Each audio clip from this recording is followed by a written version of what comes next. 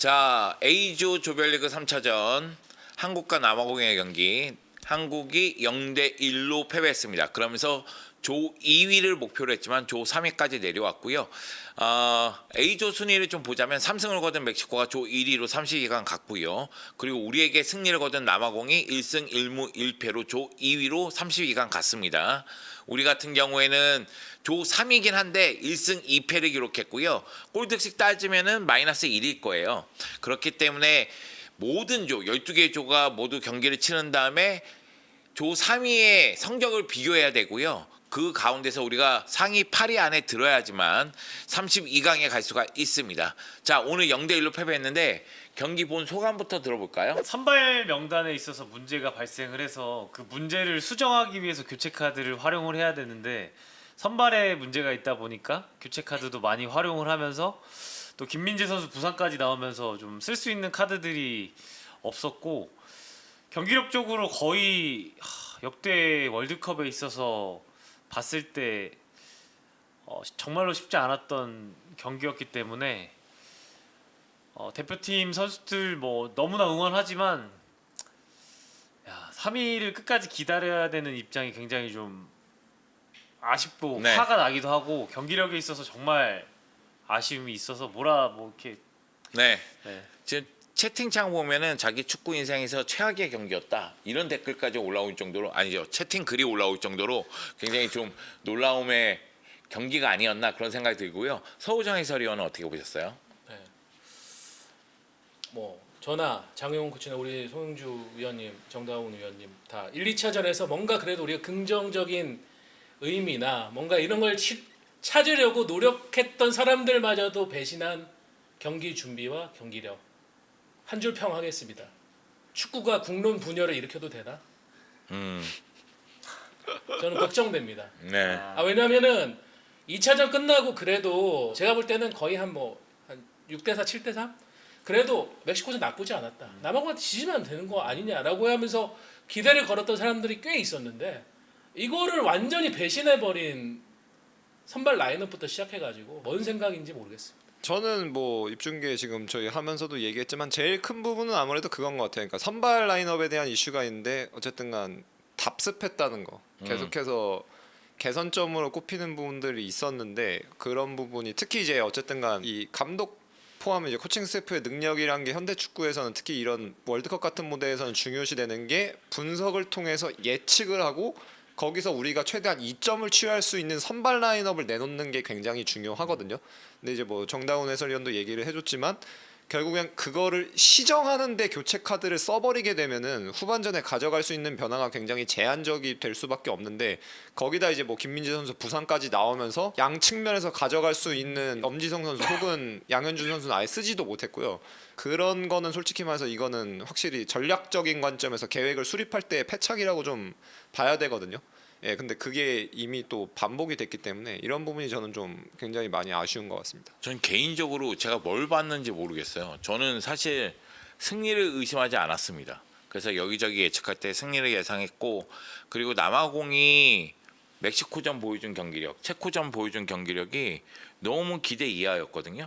그래서 저는 사실 한국과 남아공의 전력을 그냥 객관적으로 분석하면 한국이 2단계는 위인 것 같아요. 그렇죠. 선수들의 퀄리티도 그렇고. 그쵸.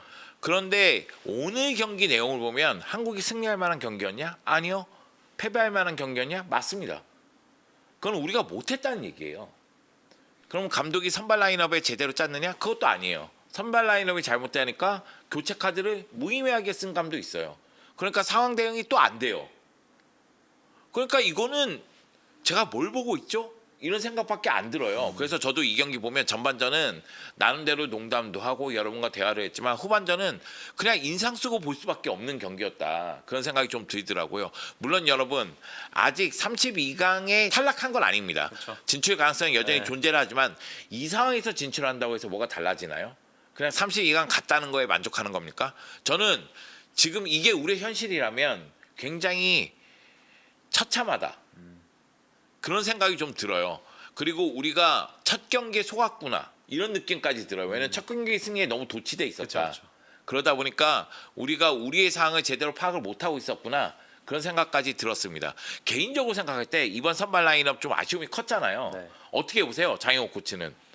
저는 솔직히 뭐 왼쪽 윙백은 저는 엄지성 선수가 좀 나올만 하지 않았나 싶어요. 이게 왜냐면은 결국엔 오늘 경기도 그랬고 그전 경기들도 그랬지만 제일 그래도 지금 현재 대표팀에서 위력적인 공격 루트라고 할 수 있는 거는 경기 중에도 말씀드렸던 것처럼 이강인이라는 선수가 왼발잡인데 오른쪽에서 공을 잡고, 그러니까 가로로 봤을 때 하프 스페이스에서 공을 잡고 대각선으로 바라봐서 백라인 뒷공간 혹은 이제 사이드에 벌려있는 선수한테 대각선 패스를 전개해서 거기서 이제 상대한테 뭔가 균열을 일으키는 거거든요. 특히 더군다나 남아공 같은 경우가 5백이 아니고 4백으로 나왔기 때문에 풀백이 굉장히 큰 폭으로 끌려나갈 수밖에 없어요. 그 말인즉슨 무슨 말이냐면은 거기서 공을 받는 선수가 1대1을 할 수 있는 시간적 공간적 여유가 생길 수밖에 없다는 거거든요.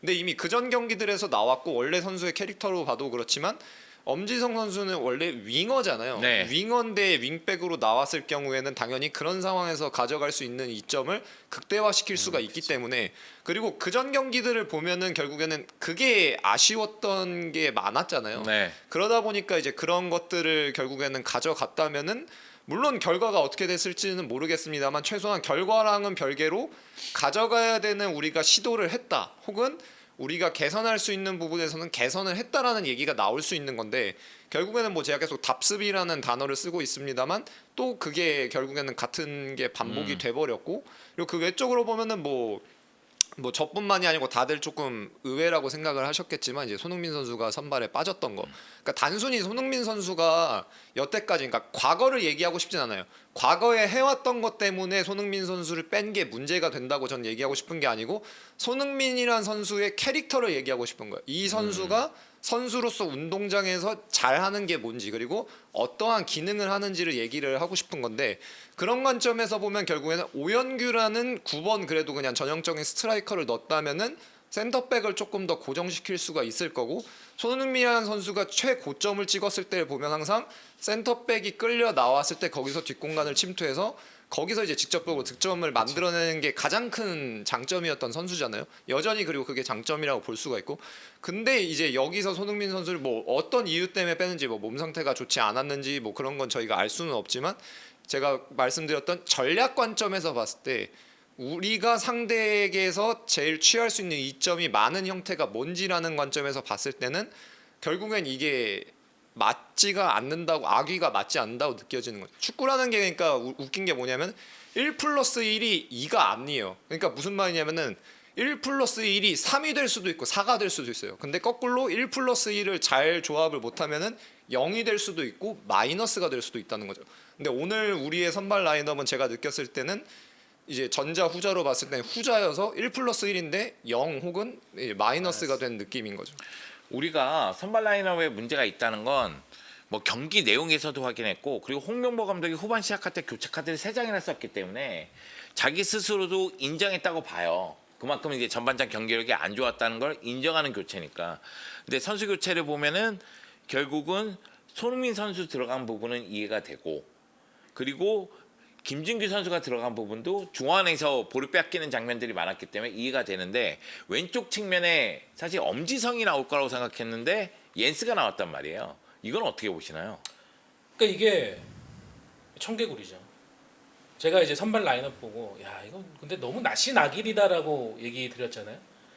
감독이 그래 내가 옳은 걸 증명하겠어라고 그 선발 라인업을 꺼냈으면은 그게 실패했을 때 진단도 정확해야 되는데 그 진단마저도 실패를 해버렸기 때문에 장영훈 코치가 얘기한 1+1이 -1, -2가 되는 그 극단적 상황까지 만들어버린 거거든요. 그러니까 선발 라인업 잘못 설정했어요. 오케이 문제가 있는 것 같아. 그러면 선수 교체라도 잘해야 되는데 그것도 못했어요. 그러니까 오늘은 뭐 최악의 경기를 본 거죠. 근데 사실 저는 옌스 출전에 대해서, 그동안 옌스 출전하지 않은 것에 대해서 많은 팬들이 왜 옌스는 기용하지 않는 거야? 이런 질문이 있었잖아요. 엄청 많았죠. 그런데 이제 제가 느끼기에는 옌스가 선발로 나온다는 건 그냥 밸런스적인 측면에서, 물론 이제 옌스가 조금 더 공격적이고 카드 문제가 좀 있다 할지라도 중앙까지, 뭐 중앙 미드필더도 보는 선수니까 중앙까지 커버할 수 있다는 점에서는 이건 나름대로 밸런스적인 측면에서 괜찮다고 보지만, 이 경기는 교체 출전이잖아요. 그리고 확연하게 경기가 안 풀리고 있다는 게 드러나는 상황에서 옌스를 출전시켰다는 거 아니겠어요? 그런 부분에서는 약간 이게 맞나 이런 생각이 좀 들기도 했었거든요. 제 개인적인 생각은 이제 월드컵이란 무대는 사실 감독이 언제 어떤 선수를 어느 시간에 놓고 어떻게 변화를 가져가는지가 정말로 중요한 대회이기 때문에 그런 부분에서는 오늘 사실 남아공에게 전략적으로 전술적으로 완패를 했다. 뭐 얘기할 게 아니라 그냥 완전히 그냥 아예 뭐 잘못 이제 플랜을 짠 거기 때문에 경기 모델이라고 하는 것이 어쨌든 시작부터 삐그덕대면서 뭐 전반전 한 5분 정도를 제외하고는 계속해서 이제 남아공의 플랜대로 우리가 운영이 됐기 때문에 그런 부분에서는 진짜 아쉬움이 느껴지고 있죠. 그 부분도 좀 궁금한 게 있는데 김민재 선수가 아마 부상이었던 것 같아요. 근데 김민재 선수가 나올 때 뭐 그때는 0대1로 뒤처진 상황이니까 그러면은 아예 포백으로 바꿔서 공격수를 투입해서 공격을 더 강하게 가는 거 아닌가? 그런 생각이 있었는데 박진섭 선수가 대신 들어갔어요. 이 선택은 어떻게 보세요? 그러니까 큰 형태 자체는 전 이해는 되긴 합니다. 그러니까 예를 들어서 그냥 통상적인 상황이면은 이 남아공이 4-4-2로 수비를 하고 4-4-2로 수비를 하고 투톱이다 보니까 그러니까 공격을 하는 입장에서 보자면 공격을 하면서도 수비를 준비해야 되기 때문에 투톱이면은 이건 과르디올라도 예외가 없어요. 과르디올라도 엄청 강조하는 게 무조건 투톱이면 나는 무조건 쓰리백이다. 그러니까 그게 미드필더가 내려와서 쓰리백이 될 수도 있고 아니면 그냥 고정적으로 쓰리백을 놓을 수도 있지만 무조건 트랜지션 때를 대비해야 되기 때문에 상대가 투톱일 경우에는 3대2의 수적 우위를 확보해야 된다라고 얘기를 하는데 근데 그거는 선발 라인업으로 시작할 때의 경우고 이제 말씀 주신 것처럼 이제 지고 있는 상황이고 이제 시간대가 김민재 선수가 나온 시간대가 좀 애매했잖아요. 이제 후반전 좀 약간 중반 이후로 넘어가는 타이밍이었는데 그때 결국에는 이제 교체를 하게 된 건데 근데 저는 솔직히 사실은 그래요. 그러니까 그게 저는 이상하게 느껴지지는 않았는데 왜 이상하게 느껴지지 않았냐면은 구조적으로 봤을 때는 오늘 경기는 방금 제가 말씀드린 포인트 때문에 안 바꿀 수도 있어요. 근데 되려 바꿨어야 되는 경기는 언제냐면 멕시코전이에요. 멕시코전은 멕시코가 결국엔 미들블록 로우블록으로 내려앉았기 때문에 5-4-1이라서 포백으로 해서 센터백이 둘이었어도 원톱에 대해서 수적 우위가 유지가 되고 거꾸로 어쨌든 간 득점이 필요하다는 관점에서 보게 되면은 예를 들어서 4-2-3-1로 한다든지 4-3-3으로 했을 경우에 되려 이제 훨씬 가져갈 수 있는 이점이 구조적으로 더 크거든요.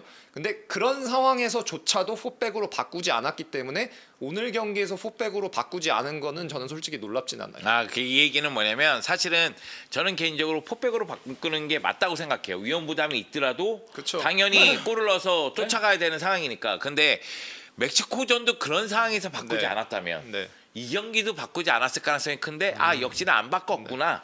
그러니까 이상하진 않다. 요 얘기 같고 그렇죠. 사실 그거는 어떻게 생각하는지 모르겠는데 이 경기 자체 만약에 패배하더라도 조 3위가 좀 결정 나잖아요. 멕시코가 이미 골을 많이 넣고 이기고 있다는 사실을 알고 있었기 때문에 그러면 홍명보 감독 머릿속에서는 우리가 1승으로 조 3위 하더라도 32강에 갈 수 있어. 이게 좀 깔려 있을까요?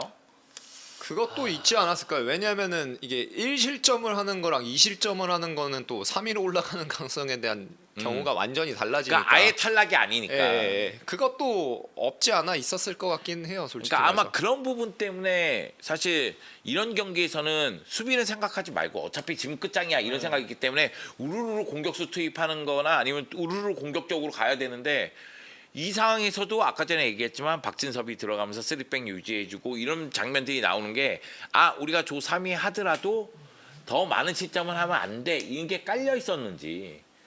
그러니까 결국은 이제 우리가 특별한 기회를 창출하는 거는 우리 스스로를 파괴하는 거에서 출발을 하잖아요. 가장 대표적이었던 게 2002년 이탈리아하고 16강 때 이제 히딩크 감독이 보여줬던 모습이었고 히딩크 감독은 여러 멀티플레이어들을 통해 가지고 계속 커버하고 하면서 앞쪽에 숫자를 계속 세울 수 있는 그런 방식을 갔던 건데 그러니까 그런 류의 어떤 생각의 전환, 사고의 전환이라는 거를 기대할 수 없는 유형의 감독이잖아요. 저는 아까 장영 코치가 지적한 게 맞다고 봐요. 멕시코전에서도 안 했는데 남아공전에서 그걸 할 것 같냐? 안 합니다. 예. 때로는 그게 성공을 거뒀던 근데 적도 이게 있지만 제가 그냥 탁 까놓고 얘기할게요. 지금 홍명보 감독이 32강 진출하든 진출하지 못했든 이 경기력을 보면은 월드컵 본선에서 2번 연속으로 실패한 거예요. 2014년도에 실패하고 2026년에 실패했습니다. 이런 감독이 우리나라 역사에 있나요? 두 번 두 기회를 번을- 받은 감독이 본선은 없죠. 자, 홍명보 감독이 울산에서 안정적인 축구를 구사하면서 K리그1 우승한 거 인정합니다. 근데 대표팀 와서 지금 계속 경기력이 안 좋았잖아요. 그리고 아까 얘기했듯이 답습하고 있고 굉장히 보수적이고 안정을 추구하고 이게 우리 대표팀 스타일에 맞는 스타일인가요? 저는 계속 드린 말씀이지만 한국은 대한민국은 이제 객관적인 전력에서 약체인 팀이 더 이상 아니거든요. 그렇지. 이제 참가국이 또 늘었기 때문에 참가국이 늘은 관점에서 보면 저는 뭐 각자 개인의 평가 기준이 다를 수는 있겠습니다만 저는 뭐 평가를 굳이 하자면은 참가 국가 중에서 봤을 때 무조건 저는 절반으로 끊자면은 상위라고 생각해요. 네. 절반에서 50% 무조건 위에 속한다고. 24위 이상이다. 네, 48개국이라 보면 24위 이상이고 혹은 3등분 했을 때도 저는 상위 3등분 3분의 1에 들어가는 네. 전력이라고 생각을 하거든요. 근데 그런 관점에서 보자면은 결국에는 너무 좀 요새 얘기하는 이 관점에서 보자면은 프로액티브하냐 리액티브하냐 즉 수동적이냐 능동적이냐 결국엔 공을 가졌을 때 내가 능동적으로 원하는 상황을 만들어내면은 공이 없을 때의 상황을 덜 걱정해도 된다라는 논지가 최근에는 이 현대 축구에서 굉장히 중요한데 그 부분에서 사실 조금 접근 방식 자체가 많이 아쉽죠. 그리고 보수적이고 안정적이라는 게 그게 보수적이고 안정적이기 때문에 제가 말씀드린 관점에서 보자면 되려 그게 제일 덜 안전한 거가 될 수도 있거든요. 네. 예, 근데 그런 부분이 사실 조금 아쉽고 그리고 저라는 사람을 제가 이제 하는 컨텐츠나 저라는 사람이 이제 하는 논지 같은 경우 아시는 분들은 아실 거예요. 저는 결과로 이제 얘기를 하는 사람은 아니기 때문에 오늘 졌다고 이렇게 얘기하는 건 아니고요. 이제 어쨌든간 뭐 평가전도 그렇고 지금 월드컵 준비 과정 거기다가 이제 본선 무대 와서 이제 세 경기를 치렀는데 그 세 경기를 치러 오는 과정에서 본 거를 토대로 그 경기 결과와는 별개로 이제 세 경기에서 나온 것들을 보고 그걸 토대로 말씀을 드리는 거라서 예, 그런 부분은 솔직히 좀 피해 갈 수 없는 얘기가 아닌가 싶습니다. 아니 개인적으로 생각할 때 저는 홍명보 감독이 안정적이고 보수적인 축구를 하기 위해서는 우리가 보르소 했을 때 안정감을 유지해 줘야 돼요. 후방에서. 네. 근데 우리가 1차적으로 빌드업을 할 때 상대 압박 때문에 패스 미스가 많이 나왔거든요. 오늘 경기. 그전 경기 멕시코 경기 콜 미스로 의사소통 미스로 우리가 실점했단 말이에요. 그거는 우리가 볼을 소유했을 때 우리가 경기를 주도하고 나갈 때 더 불안하다는 얘기가 되잖아요. 그러니까 사실 남아공 같은 팀들 보면 우리가 그냥 공간 지킬래 숫자 많이 둘래 그래서 멕시코전 나갔다가 이게 아닌가 보다. 그럼 그 다음 경기에서 4-3-3 쓰면서 우리 하던 대로 가보자. 그런데 골 기회를 못 만드니까 이것도 문제가 있다. 그러니까 오늘은 4-2-3-1에 가깝게 나와서 압박 강하게 하고 빠르게 전개해서 득점 기회 만들면 된다. 봤더니만 쫄 필요 없는데 생각보다는 그렇게 단단한 팀이 아닌데 압박 가하니까 보이 탈취할 수 있고 전환하니까 공간 열리는데 그리고 나서 골 넣은 거 아니에요. 그러면 남아공은 발전한 느낌이 들잖아요. 근데 우리는 체코전에서 승리한 다음에 우리의 문제가 나오면서 전체적인 우리의 안정감이 떨어지고 있다는 사실이 드러남에도 불구하고 모험수를 안 두잖아요. 그럼 이거는 스타일은 안정적이지만 사실은 위험한 상황이 아니었나 돌아보면 그런 생각이 들어서 사실 우리가 뭐 경기 끝나고 나서 이런 얘기 해봤자 하소연밖에 안 되니까. 근데 다만 이번 월드컵 전체적으로 봤을 때 우리가 이제 32강 못 갈 수도 있잖아요. 그렇죠. 한번 돌아보면 어떤 생각이 드시나요? 1차전에 체코를 잡았을 때 정말 데뷔 잘하고 그래도 우리가 역전승 만들어내면서 생각보다 경기력 괜찮은데 희망을 좀 갖다가 멕시코 때도 그래도 저도 경기는 사실 멕시코 홈이고 고지대를 잊을 정도로 그래도 경기는 대응을 어느 정도는 했다. 아쉬움은 분명히 있었지만 그래도 잘했다라고 생각을 했는데 이번 경기를 봤을 때는 거꾸로 좀 내려온 느낌? 1차전, 2차전, 3차전에 있어서 흐름 자체가 좀 내려온 느낌이고 말 그대로 1승 2패는 사실 조별리그를 봤을 때는 실패거든요. 어쨌든 3위로 올라간다고 해도 오늘 경기의 경쟁력을 봤을 때 물론 선수들의 퀄리티로 단기적으로 어쨌든 뭐 시간을 만들어서 변화가 될 수는 있겠지만 굉장히 좀 아쉬웠었던 조별리그 경기였던 것 같습니다. 소정 해설위원한테는 좀 다른 걸 묻고 싶은데 아까 전에 홍명보 감독 마지막 인터뷰 봤잖아요. 그러니까 패배의 원인은 감독에게 네. 있습니다. 이렇게 얘기하고 그냥 또 끝나버렸잖아요. 네. 그런 인터뷰는 어떻게 보세요? 약간 좀 뭐라고 할까? 아 팬들의 비판을 하는 거는 이제 알겠어. 이제 비판이 많을 것 같아. 그냥 직감했겠죠. 나한테 욕하고 끝내 뭐 이런 느낌이어서 나는 오히려 좀 팬들이 보기에는 약간 제가 좀 볼 거부감 때는, 있지 않았을까? 네. 뭔가 죄송하다는데 책임은 회피하는 것 같은. 그러니까 그게 좀 마음이 안 닿는 맞아요. 좀 그런 이야기 네, 같은. 그렇죠. 그것 때문에도 더 열받은 분들이 많을 거고. 저는 그런 것 같아요. 대표팀 오고 나서 홍명보 감독의 어떤 이 미디어 네. 앞에서 인터뷰하면서 나오는 문제점들이 이게 울산 시절에는 가려진 기능이 있었거든요. 네. 그 울산 구단의 어떤 미디어적인 뭐 그게 미디어 파트에 있는 능력 있는 사람의 기능일 수도 있고 그 조직적 시스템의 기능일 수도 있는데 그게 잘 가려지면서 성과로 돋보이다가 축구협회 와서는 지금 뭐 거의 주기적으로 홍명보 감독 입으로 그 사건이 터지잖아요. 인터뷰할 때마다 문제가 좀 되는 것 같아요. 그래서 그런 부분이 조금 아쉬운 부분도 있고 그리고 지금은 물론 이제 선수들이 가장 좀 안타깝고 화가 나고 짜증 날 수 있죠. 그리고 감독도 마찬가지고. 근데 그렇다고 해서 우리나라의 축구 팬들의 시선으로 봤을 때 인터뷰 스킬이 너무 부족했던 건 아닌가라는 생각이 들어서 물론 이거는 뭐 그게 우리나라 대한민국 뭐 제가 이제 전체 지도자들을 폄하하는 건 아니고 저 세대 지도자들의 평균 값이에요. 네, 제가 겪어본 바로는 평균 값이라고 생각을 하고 특히 궁지에 몰렸을 때는 거의 그 부분을 좋은 말로서 답변으로서 극복하는 능력들이 거의 없어요. 그렇기 때문에 저는 아마 이번 홍명보 감독이 뭐 우리가 32강 갈지 안 갈지 모르지만 아까 말씀해주신 것들처럼 이걸로 인해서 평가는 32강에서 우리가 그 뒤에 어떤 결과가 나오더라도 실패로 끝날 가능성이 높은데 저 세대의 어떤 기회를 이걸로 완전히 단절시켰다. 끝냈다. 예. 그 이번 월드컵은 개인적으로도 좀 아쉽죠. 서우정 기자가 보기에도.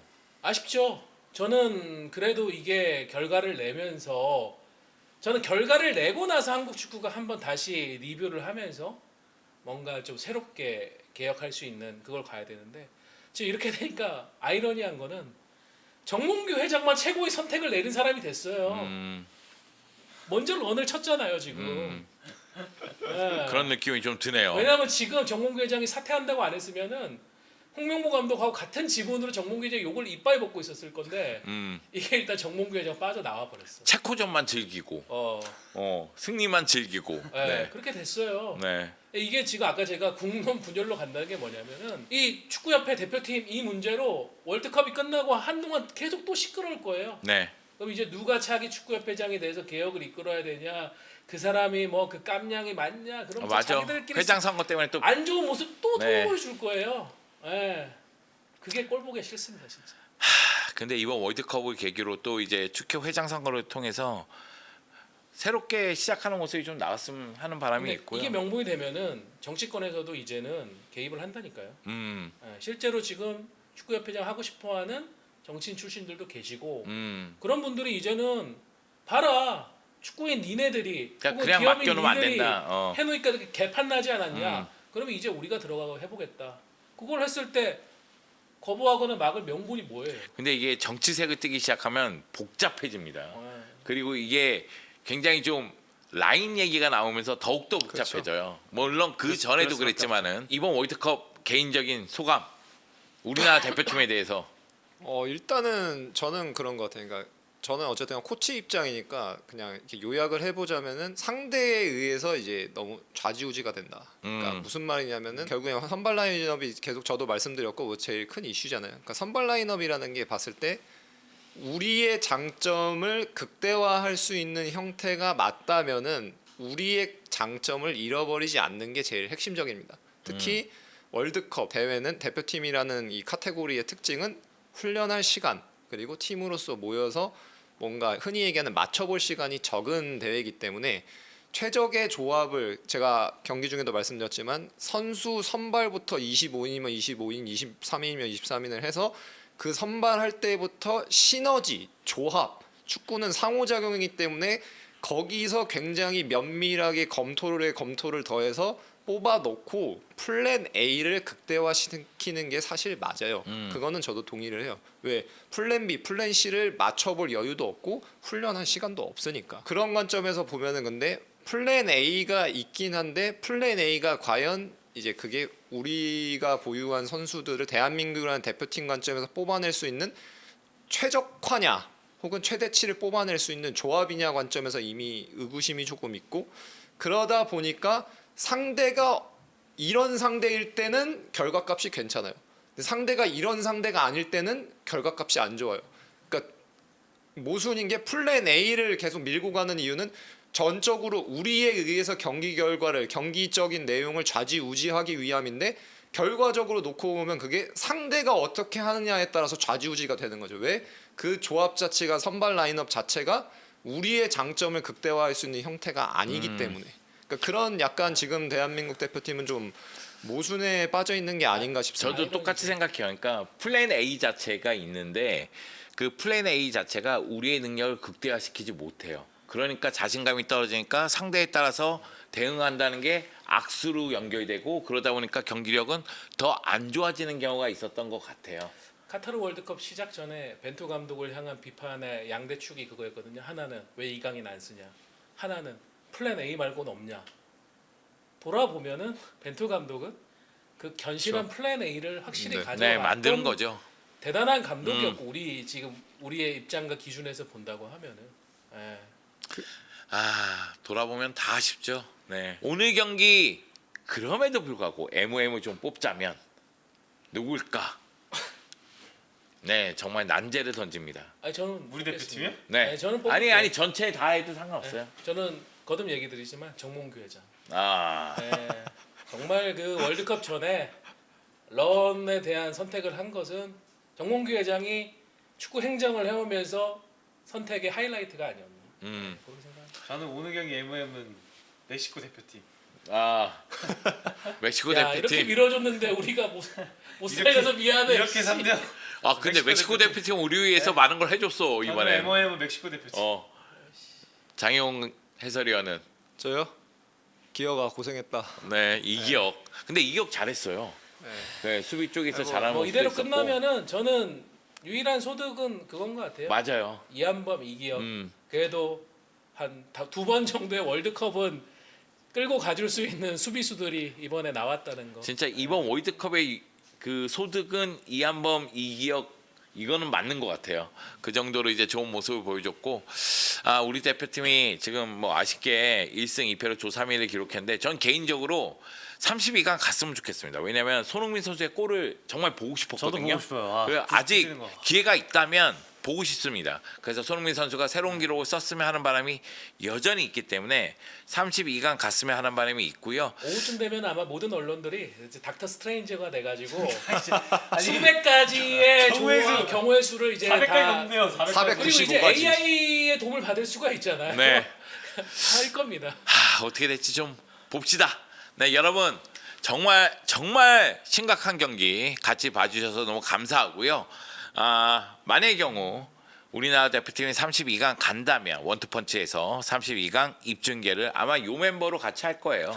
네, 그때도 아마 시니컬하게 다 앉아서 네 사실 정몽규 저희도 회장 얘기하고 이기영 얘기하고 있고 네 크로스 얘기하고 있고 네 그 제가 짜증 내고 있을 저희도 지금 겁니다. 난감한 게 무슨 요일 몇 시에 할 누구랑 할지를 모르는데 아니 우리는 그나마 괜찮은 비워놔야 거야. 돼. 현재 있는 기자들 지금 뭐야 어떻게 된 거야 이게? 돌아가 마라.